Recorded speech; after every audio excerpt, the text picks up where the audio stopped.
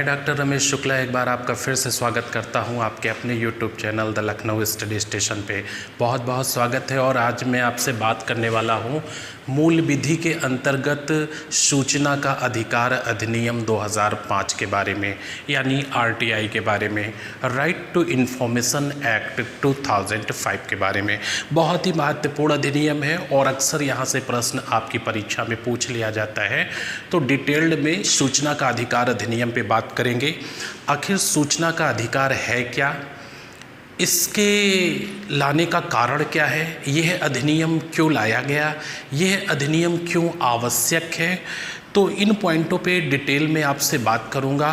और ये अधिनियम कब पारित हुआ, कब लागू हुआ, इसकी अधिकारिता कहाँ तक थी और ये अधिनियम कहाँ तक सफल रहा, तो इसमें डिटेल में हम लोग बात करेंगे सूचना के अधिकार अधिनियम पे। आपको बताते चलें कि ये अधिनियम लाने के पीछे दो महत्वपूर्ण कारण थे।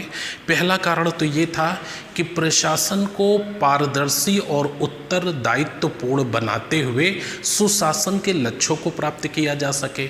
और दूसरा महत्वपूर्ण पॉइंट ये था कि भारतीय संविधान में जो फंडामेंटल राइट्स है उसमें अनुच्छेद 19(1) में कहा गया है अभिव्यक्ति की स्वतंत्रता।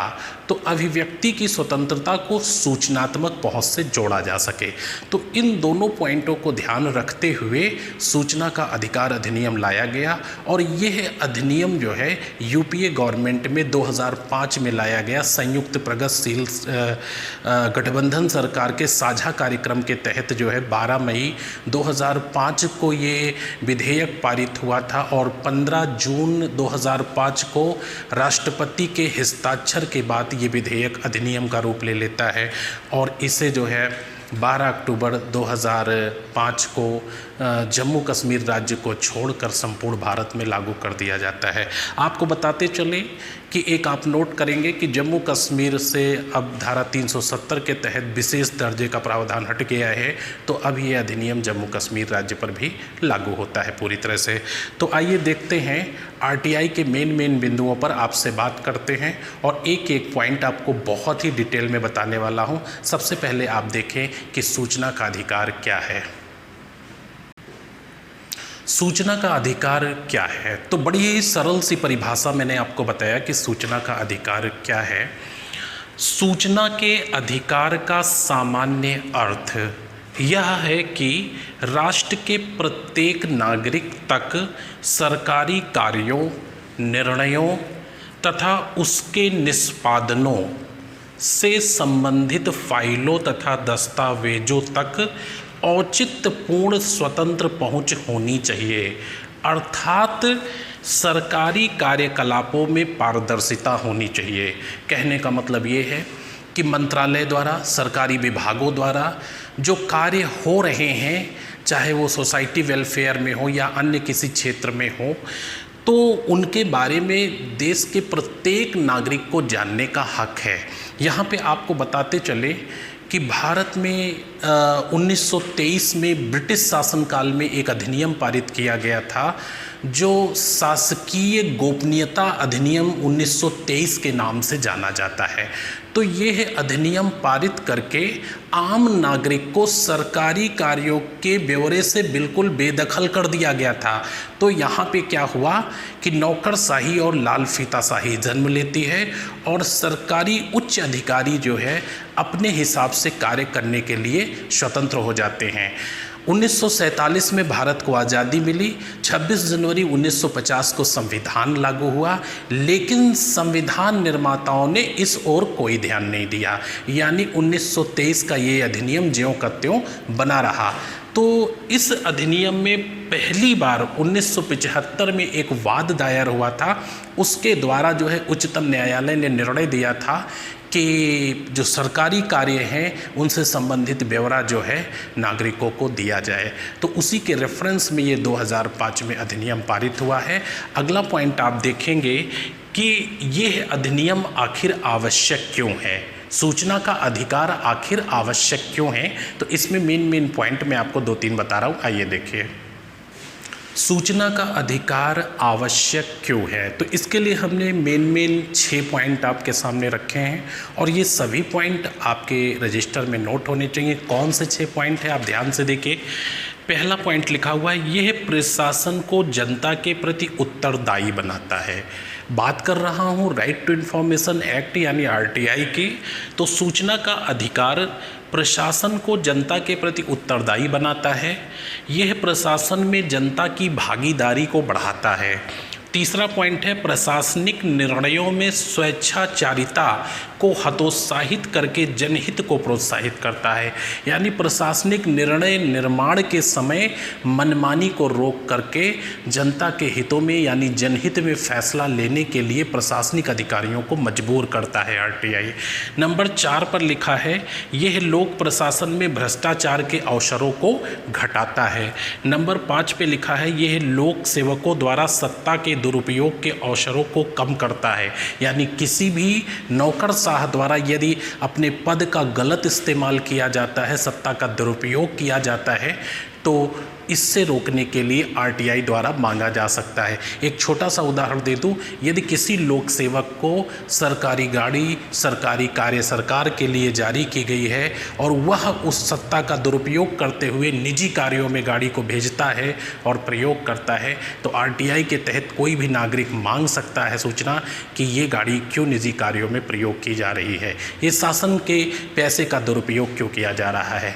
तो लोक सेवकों द्वारा सत्ता के दुरुपयोग के अवसरों को कम करता है। और लास्ट पॉइंट हमने लिखा है, यह प्रशासन को जनता की आवश्यकताओं के प्रति अधिक संवेदनशील बनाता है। यानी प्रशासनिक अधिकारी लोक सेवक जो है जनता के हितों को लेकर के अधिक संवेदनशील रहेंगे। तो इस तरह से आपने देखा कि सूचना का अधिकार क्या है और फिर सूचना का अधिकार आवश्यक क्यों है। आइए नेक्स्ट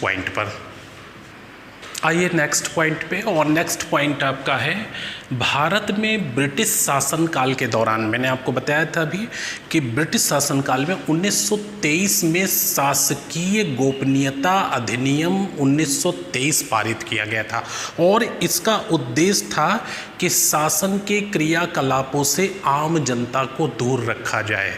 यह अधिनियम 1923 में पारित हुआ और यह ब्रिटिश शासनकालीन भारत में पूरी तरह से लागू रहा। 1947 में भारत को आज़ादी मिल गई।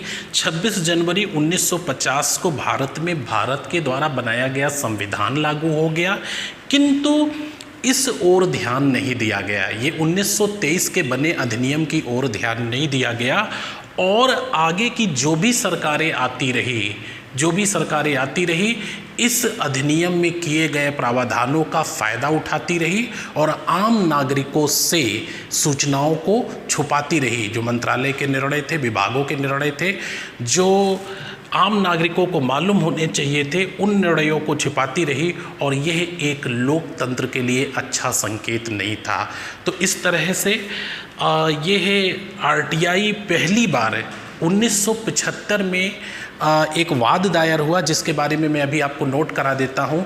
ये उत्तर प्रदेश सरकार और राजनारायण बनाम करके था, तो ये हमारे लिए काफ़ी इम्पोर्टेंट है। तो थोड़ा सा इस वाद के बारे में देख लेते हैं कि ये वाद क्या था और सुप्रीम कोर्ट ने निर्णय क्या दिया था। आइए देखते हैं।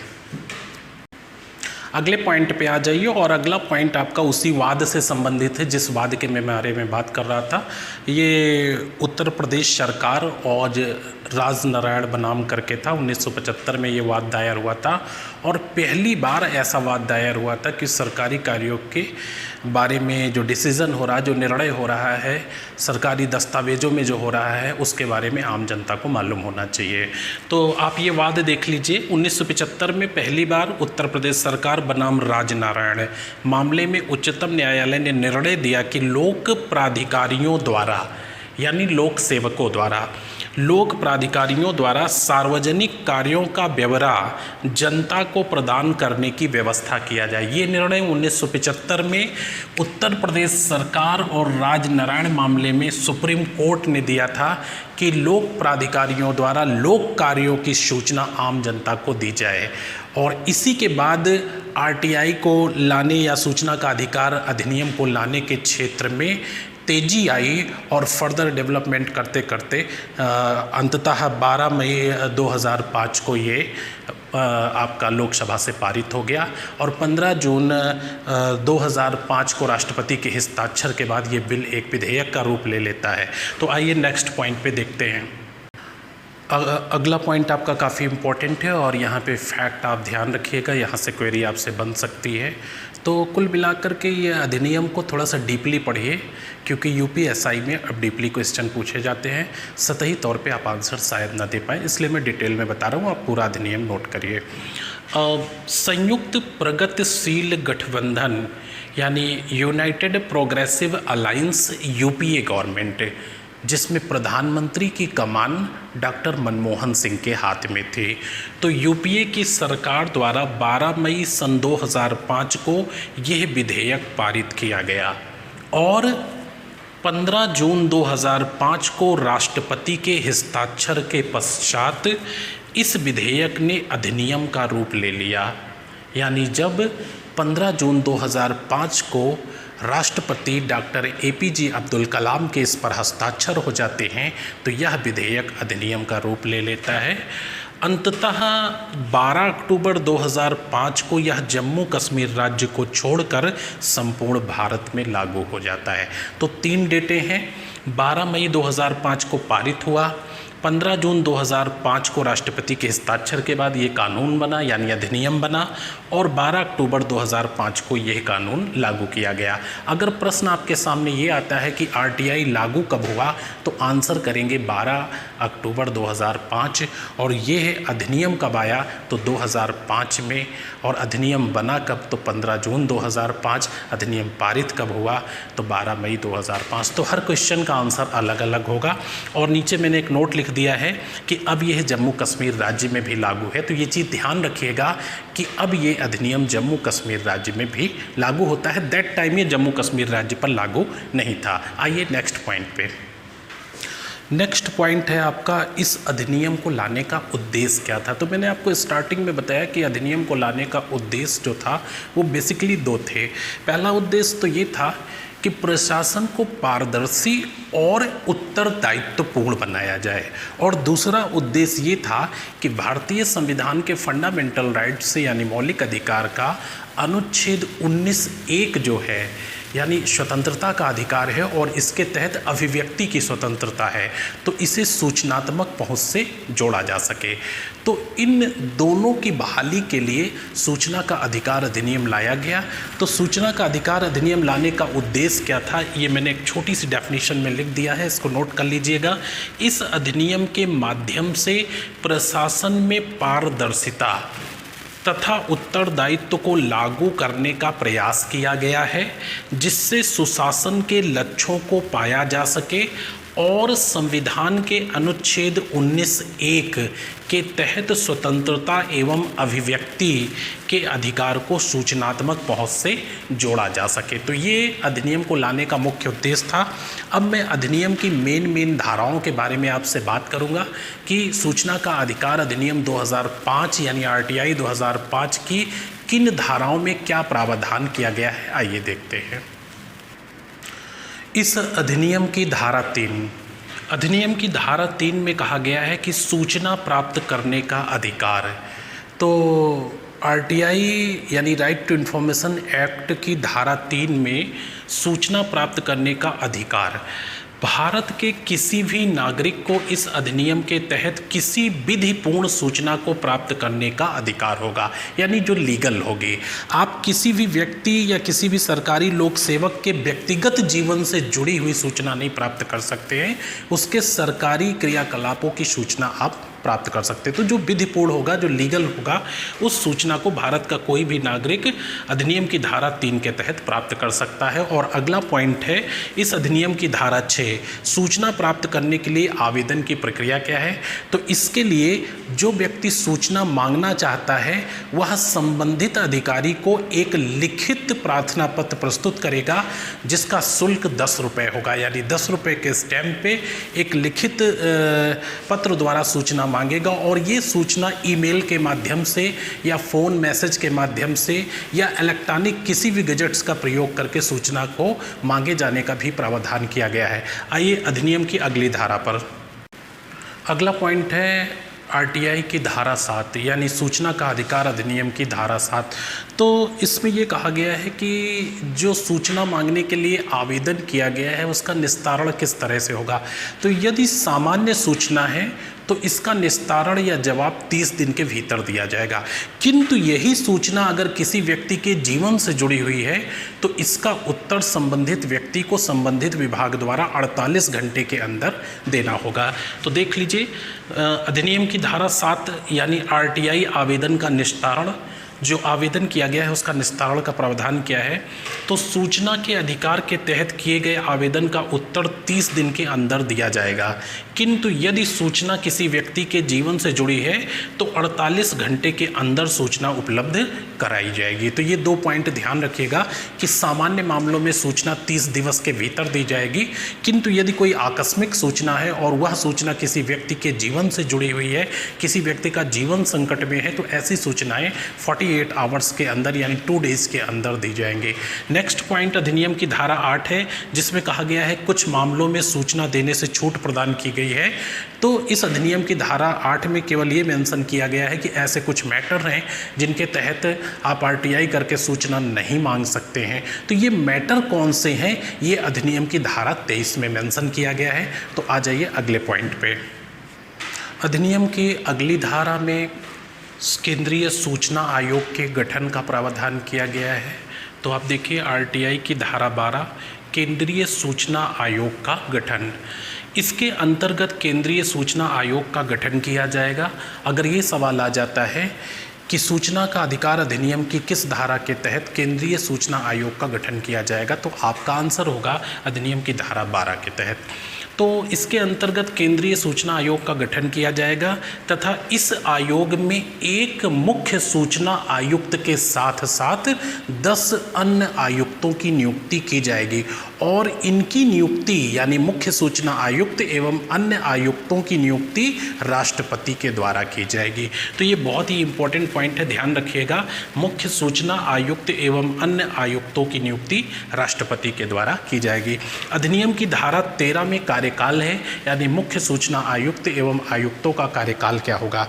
तो दैट टाइम जब आरटीआई बना तो इसमें मुख्य सूचना आयुक्त एवं अन्य आयुक्तों के कार्यकाल के बारे में कहा गया कि 5 वर्ष या 65 वर्ष की आयु तक, जो भी पहले पूरा हो जाएगा, तो 5 वर्ष का कार्यकाल होगा या 65 वर्ष की आयु तक होगा।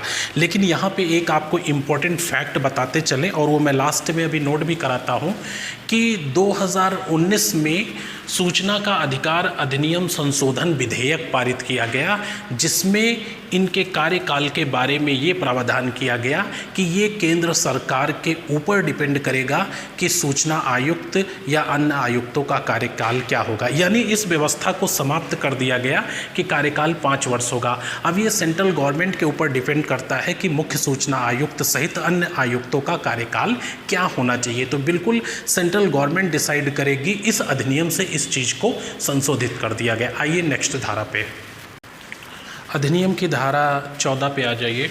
अधिनियम की धारा 14 में कहा गया है कि मुख्य सूचना आयुक्त तथा अन्य सूचना आयुक्तों को राष्ट्रपति साबित कदाचार के आधार पर पदच्युत कर सकता है।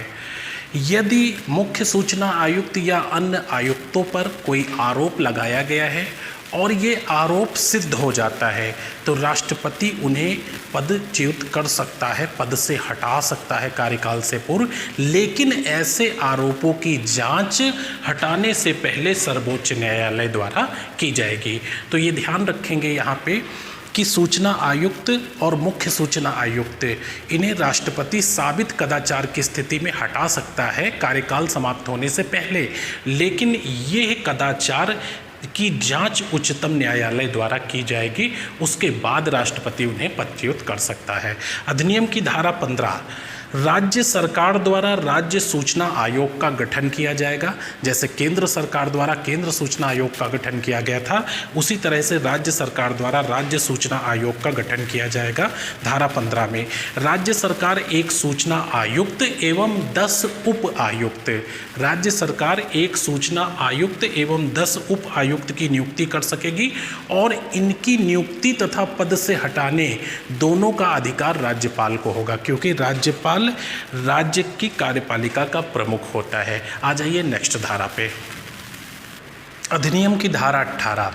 अधिनियम की धारा 18 में कहा गया है सूचना आयोग के कार्य एवं शक्तियां, यानी सूचना आयोग के कार्य क्या हैं और इसकी शक्तियां क्या हैं, इसका उल्लेख अधिनियम की धारा 18 में किया गया है। नेक्स्ट पॉइंट है अधिनियम की धारा 19, सूचना न प्राप्त होने पर अपील करने की व्यवस्था। ये काफ़ी इम्पोर्टेंट है। इसके अंतर्गत यदि कोई व्यक्ति किसी विभाग से सूचना प्राप्त करना चाहता है और वह विभाग विधिपूर्ण सूचना देने में असफल रहता है तो संबंधित व्यक्ति सूचना आयोग से इसकी अपील कर सकता है। तो ये पॉइंट आप ध्यान रखिएगा, अक्सर यही पॉइंट पूछा जाता है कि अधिनियम की धारा 19 में जो है यदि किसी विभाग से आप सूचना मांगते हैं और संबंधित विभाग सूचना देने में असफल रहता है या सूचना देने में आनाकानी करता है तो आप इसकी शिकायत सूचना आयोग से कर सकते हैं, सूचना आयोग में अपील कर सकते हैं। आइए नेक्स्ट पॉइंट पे। अधिनियम की धारा 20 यानी आरटीआई की धारा 20 बहुत ही इम्पोर्टेंट है और इसमें प्रावधान किया गया है कि यदि लोक सेवक संबंधित विभागाध्यक्ष किसी भी प्रकार की मांगी गई सूचना को देने में असफल रहता है या सूचना उपलब्ध नहीं करा पाता है तो उसके लिए दंड का प्रावधान किया गया है, जो कि शुरुआती 100 दिन तक 250 रुपये प्रतिदिन के हिसाब से अधिकतम 25,000 रुपये का आर्थिक दंड होगा और इसके बाद विभागीय कार्रवाई होगी, जिसके तहत विभागीय दंड, निलंबन और बर्खास्तगी भी हो सकती है।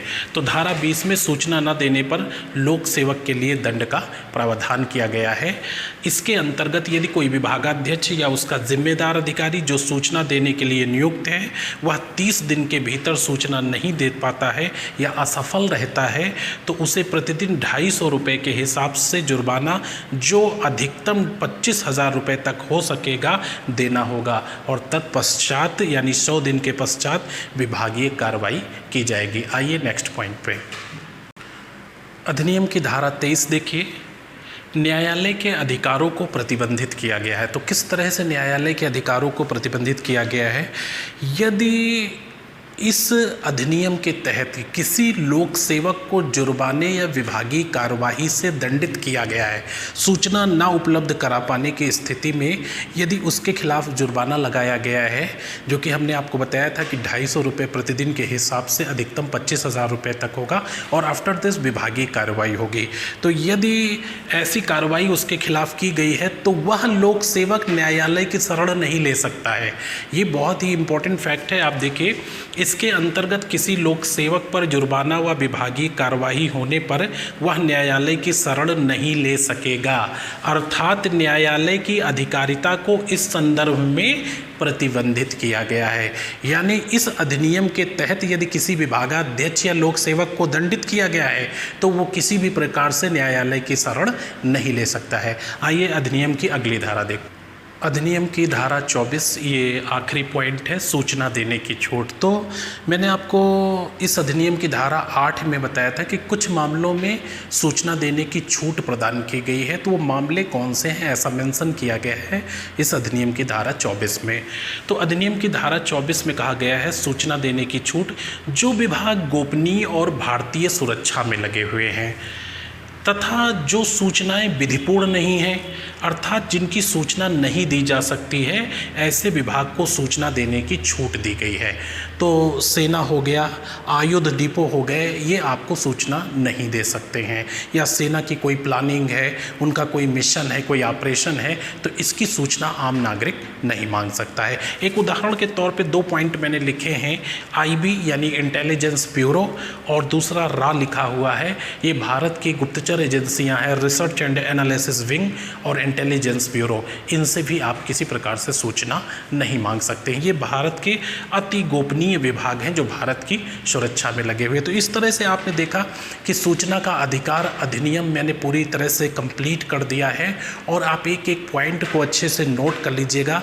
यहाँ पे लास्ट में एक पॉइंट और आपको बता दें, चाहे तो आप नोट कर लीजिएगा कि विश्व में सबसे पहली बार सूचना का अधिकार कहाँ पे लागू हुआ था। तो ये क्वेश्चन पूछा गया है, विश्व में सूचना का अधिकार सबसे पहले स्वीडन में लागू हुआ था, और ये था 1766 में। 1766 में सूचना का अधिकार स्वीडन में लागू हुआ था, और ये वहाँ के संविधान में शामिल किया गया है। तो विश्व में सबसे पहले सूचना का अधिकार स्वीडन में लागू किया गया था। और अगर भारत की बात की जाए तो भारत में सूचना का अधिकार अधिनियम 2005 लागू होने से पहले भारत के 9 राज्यों में सूचना का अधिकार लागू था, और सबसे पहले ये जो सूचना का अधिकार लागू था वो गोवा था। गोवा में सबसे पहले ये सूचना का अधिकार लागू था। तो इस तरह से आपने मेन पॉइंट देखे, और इसके एक एक पॉइंट ध्यान रखिएगा। सूचना का अधिकार अधिनियम काफ़ी इम्पॉर्टेंट है हमारे लिए, तो आप इसको नोट कर लीजिए और पढ़ते रहिए। मिलते हैं अगले अधिनियम में, तब तक के लिए शुभकामनाएं, धन्यवाद।